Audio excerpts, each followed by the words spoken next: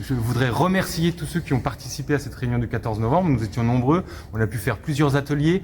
C'est important tout ce qui a pu être dit. Il y a eu beaucoup de choses, donc je vais faire un tout petit résumé de quelques éléments, mais on y reviendra dans le détail dans les semaines qui viennent. Et puis ça va continuer à se poursuivre. Ça fait déjà longtemps, en fait ça fait 7 ans qu'on va régulièrement dans les quartiers écouter les gens. Donc on a continué à le faire et on va encore continuer à le faire et enrichir ce programme. Là, quelques points. On a reparlé de la maison des cérémonies, un espace pour pouvoir accueillir dignement les familles pour les obsèques.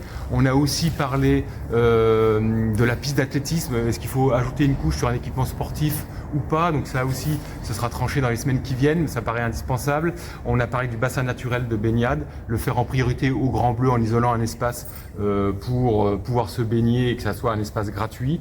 Et si c'est pas au Grand Bleu, que c'est pas faisable techniquement, ce sera fait ailleurs. Donc ça, c'est des éléments structurants. Et puis il y a eu quelques pastilles, bien sûr, riches qui ont été données sur beaucoup de domaines, sur tout ce qui est aspect solidarité, les besoins sociaux au niveau de la ville. Là aussi, il y a des choses qui ont été dites, mais on n'est pas allé assez loin encore. Et puis une petite pastille des jeunes qui ont dit mais on n'a même pas d'application mobile pour la ville de Pont-à-Mousson pour juste savoir ce qui se passe en termes d'agenda culturel. Donc avoir un agenda mutualisé avec tous les événements et que les clubs puissent mettre tous leurs événements, ça paraît indispensable de nos jours et l'information vient à nous avec des alertes où on choisit, voire même on pourrait faire des signalements de ce qui se passe dans la ville grâce à cette application mobile. Donc ça, on le fera bien sûr.